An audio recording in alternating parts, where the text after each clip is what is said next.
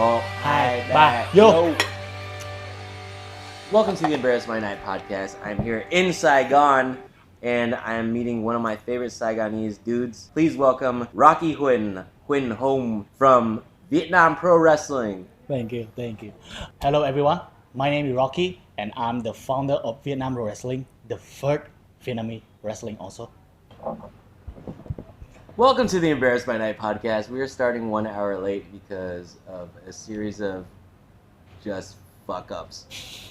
But we're in Saigon, baby! We're over here at Brick and Barrel in District 1, and I'm so excited to welcome a homie that I've been trying to talk to for a long time. Please welcome to the podcast, Rocky Huynh. Yes. Home Huynh. Yeah. I love that the applause came from the adjacent room just now to welcome you because this place was double booked. What's up, man? Really honor for me to be here right now on your podcast. Rocky Huynh, Home Huynh, the founder of Vietnam Pro Wrestling. Now, how did you fall in love with wrestling and why did you become so successful so quickly? Not as I said I wanted, but yeah. The first time I watched wrestling was in 2003. Yeah, back then I watched it on a VCD, not a DVD. It's a VCD. It's cheaper than a DVD in Vietnam. DVD is a higher level than a VCD. Okay. Back then we rent it at a shop. They got only like 10 wrestling show, only 10. So after the first I watched, I found it really cool and exciting because I love the action and I love the way people, the crowd, they react to the move, to everything happen. I finished all 10 VCD, so nothing left to watch. What was it? Was it WWF? Yeah, WWE already. 2003?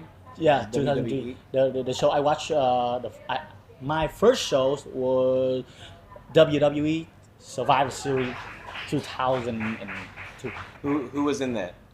The main event was the first ever Elimination Chamber. Jericho, Kane, Triple H, Shawn Michaels, Raw Van Dam. So that one of the big one back then. I fell in love with it. Since I finished like 10 VCD already, nothing left to watch. Around in the next a year or a year and a half, cable TV came in. So you guys got like SmackDown? SmackDown, Raw, everything, but Yeah. In a Thailand channel. There was a whole channel? A Thailand channel? Oh, Thailand channel. Yes. Since then, I watch it like every show, every week. And later, we have a forum online for wrestling. That is the foundation of the later, bigger community like we having right now. But trước đó, you probably were interested in like Vietnamese martial arts and shit? Not until You didn't tap gió when you were a kid? Not until I was like 12 or 13 something. I tried Vô Vietnam. Nice. Yeah. Vô Vietnam is still in America too. It's famous now. It's famous like all over the world. It's pretty cool. Yes, cool. Vietnamese martial art. So did you stay in Vô Vietnam for a long time? No, just a month. Well, it was enough to kickstart a whole lifestyle change. just learn it for self defense. Yeah, There you but go. it's still young to know about those stuff. But yes, I know how to defend myself. There you go. This applause that's coming from the other room is gonna be so nice to hear on the. Yeah, on the keep it going, guys. Keep it going. When you were an active member in that forum and you guys were talking about May wrestling, when did you decide maybe we should try going for a tumble? So I kept watching it like until 2015 after my graduation.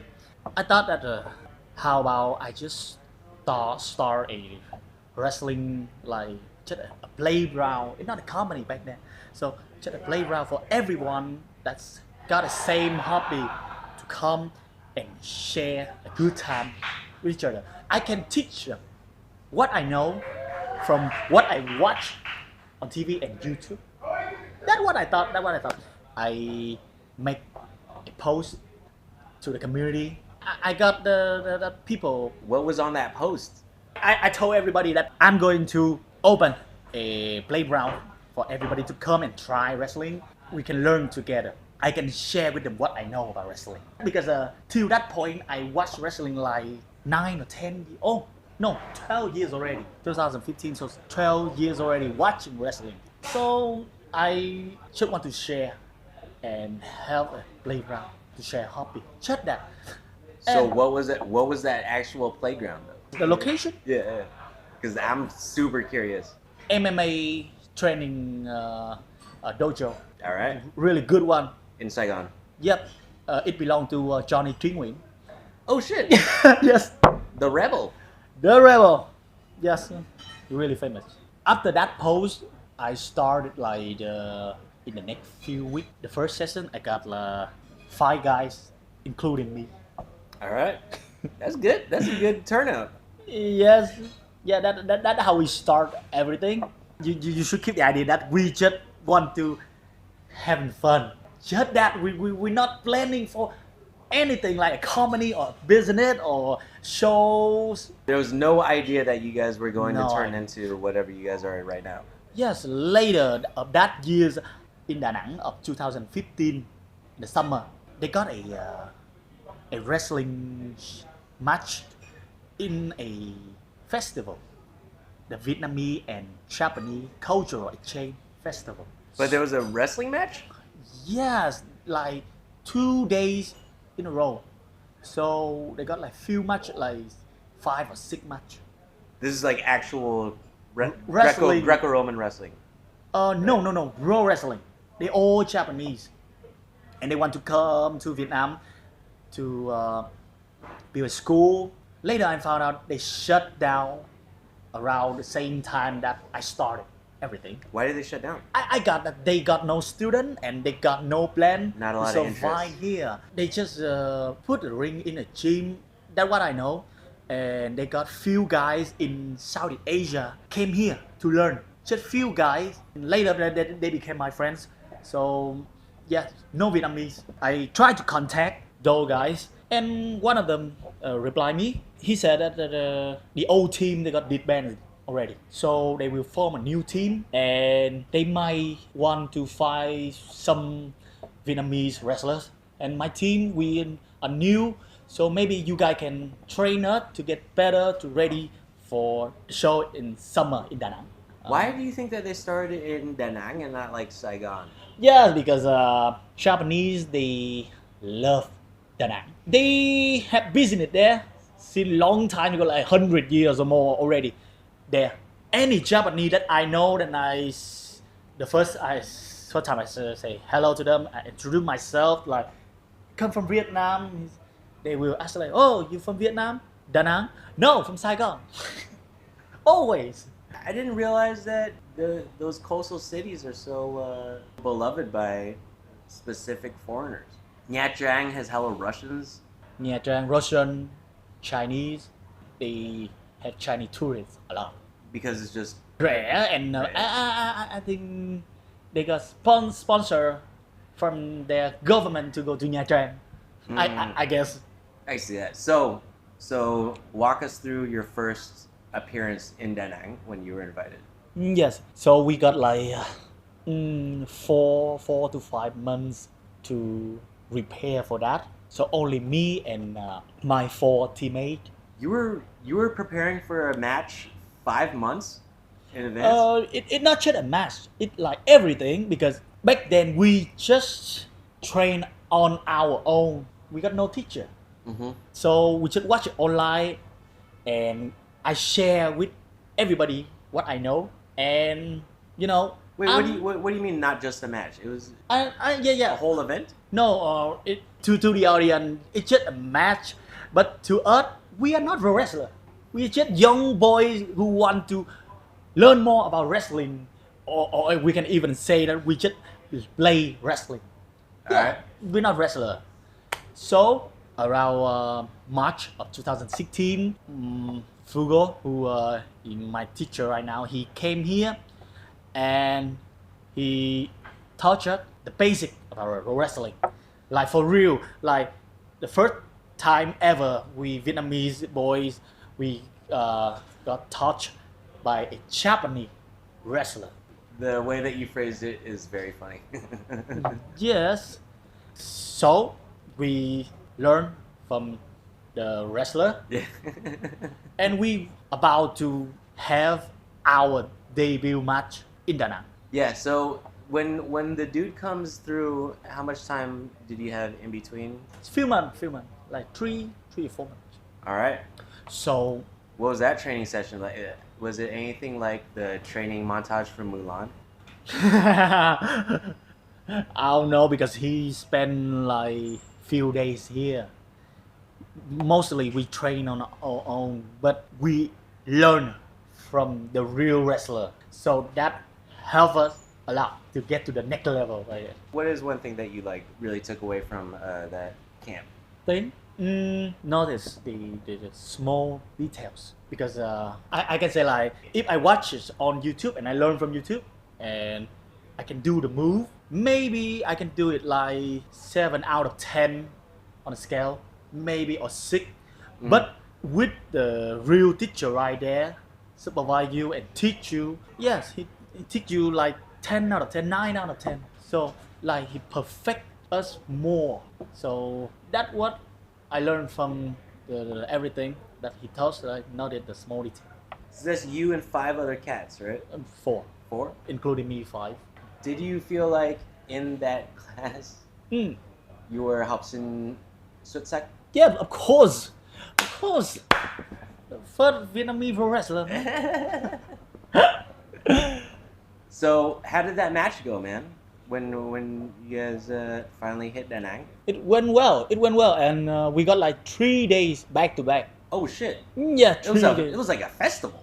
A festival, we surrounded by around 80 to 100 audience, because they are walking by and it's free to come, and many activities happen at the same time. So if they don't like wrestling, they should go watch something else like music on the stage. Yes, things like that, because there are many activities happen that day. That's great. Yeah. So my first match, it was really easy for me because I work with my best friends, and we carry each other. At first, it seemed fine to me. It's still fine now, but if I can judge myself back then, okay, that just it really clean because I was new back then. Yes, Sure. but yeah. So after that match, I learned more. I got my lesson from that match to get better later. That's pretty fucking amazing that your first time performing wrestling was in front of A 80 crowd. to 100 people. Yes, yeah, the first time ever in front of the crowd, because the moment I walked into the ring, Mhm. I stood on the rope, I looked down and I said, "Oh, that's how it feels." Because I watch that kind of stuff like more than 10 years. I never imagined myself in the ring someday. So, and of course in my dream that, okay, I'm gonna be in the wrestling ring someday. Everybody will look up, cheering for me, thing like that. And yeah, and it coming. I stand in the ring, look down to the audience, I clap, I cheer. Yes, that's it. That's how it feels. And yes, I got my first match. Back then I would Did just. you win? Of course I win. Of course. Me. By the way, I don't know too much about wrestling. Do Yeah. you guys plan who wins Yeah, before we. or after? Uh, to me, there is many way to work in wrestling, but to me, I want to do the safety way, like the safety. We plan it first. We will decide like easy, just for easy. But I'm not the one who behind that show. We call it a booker. The booker decides who wins? It's just like a screenwriter. Yeah. So he will decide who win, who lose, and that show, because it's a festival show, we don't have a real booker. We just follow the instruction of my sensei, like because they the head of the show, so they will telling me who's gonna win, who's gonna lose. Just that, and we will work everything out ourselves, things like that. And but I can imagine that you want to win all of your matches. Not so. When a booker tells you that you're gonna lose tonight, do you ever fight him on that or? No, I'm a good worker. Yeah, I'm a good worker. It's not about winning or losing to me. It's about the performance. Gotcha. But I can imagine that there are some wrestlers who go like, many of them. Nah, man, I'm not. Especially ones who travel to Vietnam to perform. They're gonna be like, no, I'm not gonna travel to Vietnam to lose. We will deal with them like before they come to Vietnam. We're not gonna let them come here and then we talk. No, we talk them like, this is the match you with our guys, and this is the plan, and you will lose to our guy to make him look great in front of our crowd. So how is it? Yeah, that's their choice, and to me that I'm fine with that. I'm fine with that because if I come to another country, maybe I'm popular here in Vietnam, but I come to maybe Thailand or Singapore, I'm just a guy. I'm just a guy. So they got their homegrown star. Okay, my job there, make them look good. Yeah. Yes. That is a very reasonable answer. But đối với anh cảm thấy là có nhiều người, there's a lot of people who come to Vietnam and they think that they're hot shit. No, tụi em chưa gặp cái đó bao giờ. We never seen anybody like that. Because we work with people that they know how to behave professional. That's awesome to hear. I got a little bit ahead of myself. Tell me about after the Da Nang experience, then when you decided to start creating Vietnam Pro Wrestling as a brand. At that point, we called it Saigon Pro Wrestling Club, SPWC. And solid. After the show in Da Nang, I told myself that I really want to do it at my job. I really want to have a career, a wrestling career, and that's the beautiful day of my life. Yes. What were you gonna do besides wrestling? Back then, I was just graduate. Oh, okay. So I worked at many jobs. Like I worked in cinema before, as a supervisor. What? Yep, cinema, a game zone. Oh, okay. You were a manager at a movie theater. Yeah. Like I learned BA. Yeah. So cinema, game zone, short time in F&B and children playground. Yeah, a lot. And then I want to make wrestling a real job to myself. So we blended a lot of things, trying to do a show here. So I got to learn more about how to organize a show. So you want to take that Da Nang experience, and you're like, we can do this shit in Saigon. To do so, I got to know how to organize a show here, because it's not just say you want to do a show and you boom, here your show. No, you got to go through like we need the permission of the local government, because wrestling still new to them. So to put on a show in Saigon, you already have to ask permission of the government. Yep, and I need money to do a show. Of course. Like a lot. You guys don't even have a ring yet. Yep. You have to build that shit. Yes.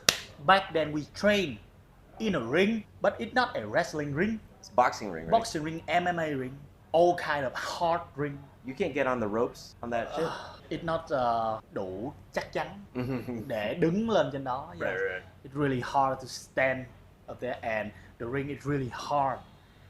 If we take a bump, that really hurt. Back then, I don't know how that we all bump in that ring, and we felt safe. But after, like right now, if I watch it, I can feel the pain. And if you tell me like take another bump in that ring, I would say no, not a chance. Yes, and we so. I think Vietnamese people, just in general, are used to taking a lick, though.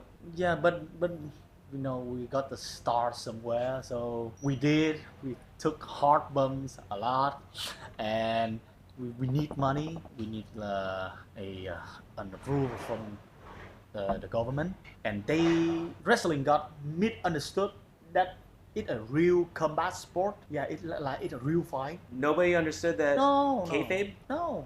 Even though you understand kayfabe work, you know, they don't understand that. They just see that. That's so funny. Then So the first match that you guys did, they thought it was all real.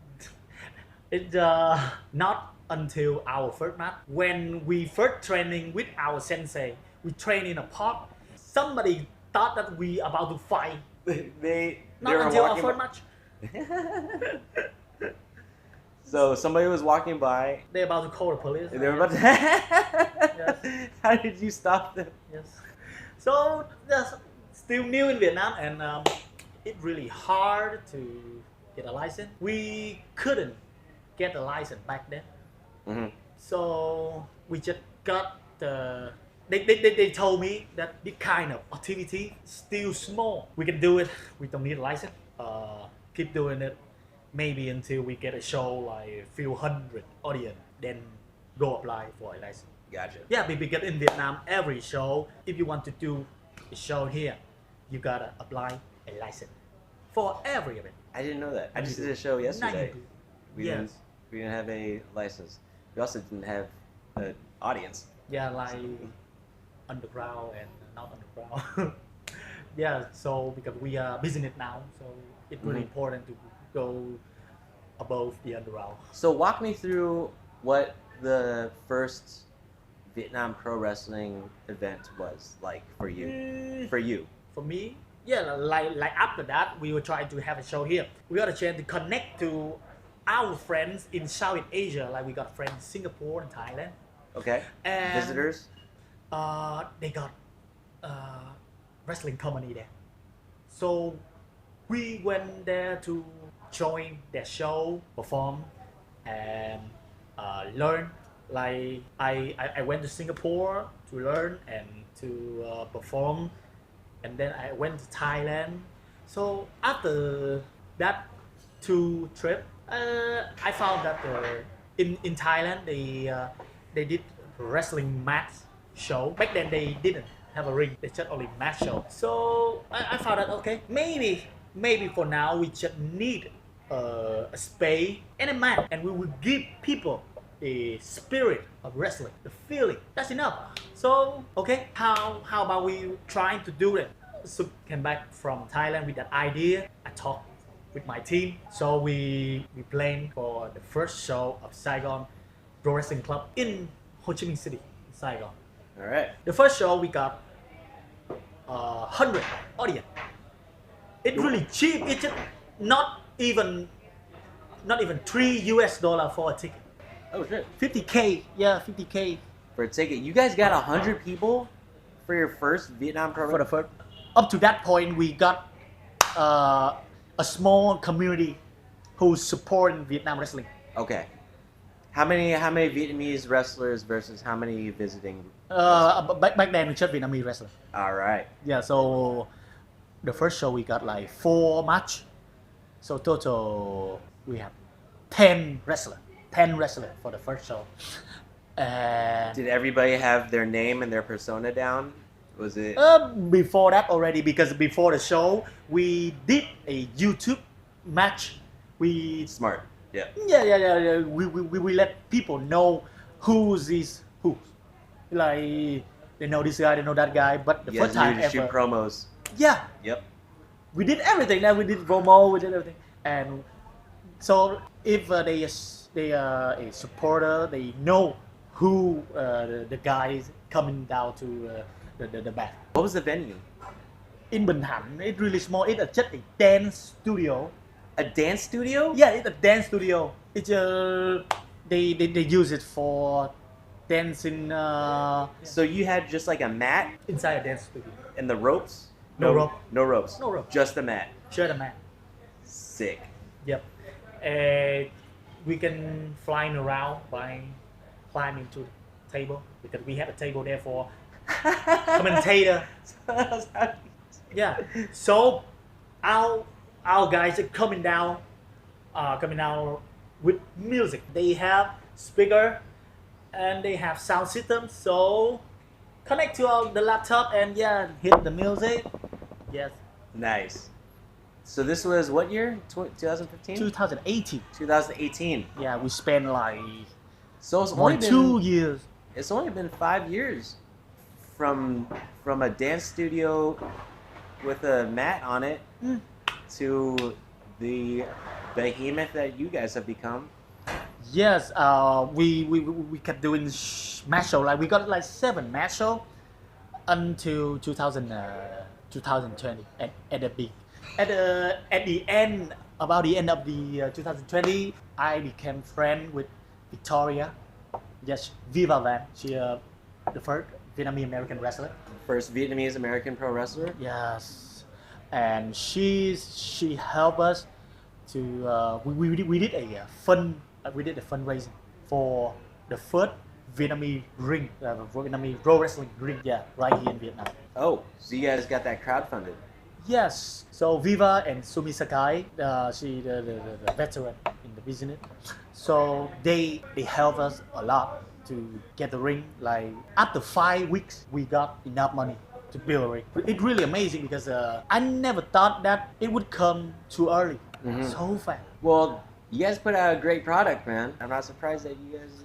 I'm just saying, if Vietnam pro wrestling were to be started by somebody else, I can't imagine that it would be as successful. Honestly, I'm grateful for having a team, a lot of support by friends, people that love wrestling, and the wrestling community around the world. Because the money come from around the world. That's truly amazing. It's just so. I mean, listen, Chris Jericho came through, and he was fascinated by the fact that there was such a love for pro wrestling in Vietnam, and Chris Jericho also went on record. He's like, I don't know anything about Vietnam. I just thought that it was a war. Yeah, when we mention Vietnam, people think of war only.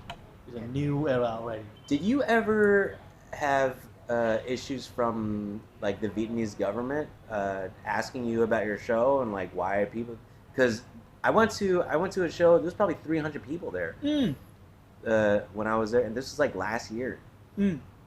So it's only getting bigger, right? Yes. So you're definitely on the government's radar. I know that you guys aren't up to no good, but it's a new art form, and they're gonna be curious, right? Yes. The good thing is at this moment they understand, and they. You taught them what kayfabe is. I show them like how we do things. It's safe, and we follow their rule. Things like that, just play by the rule. What kind of rules? Like they have a standard. If you want to do a show about the safety of the venue, like we have to repair a medic team, an ambulance. Like we have to that venue got enough fire preventing standard. Safety measures. I'm just curious about if there was any kind of like censorship that they wanted to No, enforce. they're not involved too deep in that because we make clear at the beginning that it's just a performance. It's not a real fight. Even though it's real fight is right now our document is when we apply to them it seems like we having a sports show And MMA they are doing the same. They're doing the same stuff, but maybe more difficult. But yes, it's now easier for us to do a show in Vietnam here because they understand just performance. Got you. Yes. So VPW started in 2018. VBW, we changed it into VBW at the last show of the last match show. We announced that we will have a ring soon, so our surprise to our audience. From that moment, we will become Vietnam Pro Wrestling, like an upgrade from everything that we already got to another level. That's what I was about to ask about. What is your next level now? Now, okay, make wrestling become a job here in Vietnam, and we go like popular like all over the country. Maybe having a tour Right now, you guys have only done shows in Saigon, right? in Saigon, and we did show in Da Nang last year, Nice. but it's a cooperation show with the Japanese wrestler, another team from the first time I went there. This time we a new team, but they're good. Who knows? Maybe this year we will have a show in Da Nang also. You guys should go to Hanoi. You guys should go. I'm trying. Everybody, You guys should go to fucking California. I'm trying. In Hanoi, we got many fans in the north. They keep asking us when will we have a show in Hanoi. We got fans there, but we are still fighting a way to get up there because we need a lot of things like sponsor, venues. I bet you guys would explode if you guys did a show in Orange County, Orange County. Little Saigon, Phuc Lap Ta and shit. That'd be. In the mall. Who knows? In the mall. Well, hopefully one of our 12 listeners will have the wherewithal to bring VPW forward. Listen, man, this was fascinating to hear. I really like. I'm rooting for you guys. I didn't mean that in a condescending way at all, but to see the joy that you bring to people's faces Yes. at a Vietnam pro wrestling show is I didn't even fathom that was possible in Yes. Vietnam. I mean, Chris Jericho was right to produce a documentary about this. This is good shit, man. And I wish you the best, dude. I just want to know that how did you feel after watch our show first time ever? Elated. I was just so happy. Live pro wrestling and just in general is just the stupidest, funniest thing in the world to me. Yes. So that was fun. And plus, it was a Halloween show. So you coming out looking like Ryu. It was just fun as fuck. Thank you so much, Rocky. Wait, hang on. Why do you have the name Rocky? Yes. Many people thought that I got the name Rocky from Rocky Balboa, the movie. Yeah, that's the most famous Rocky. No. I got the name Rocky because my friend, he named me Rocky when we were young. Like back then I was like around 8 or 9 years old already. In Vietnam back then we don't usually call a different name beside our Vietnamese name. So it doesn't have anything to do Not- with rocks or anything? No. It's No. Cool. Nothing. I thought I was gonna get a cool story. And I That's really cool story, I guess. Rocky, thank you so much for Thank you. hanging out, man. Really fun time. That's a lot. All right, see you later.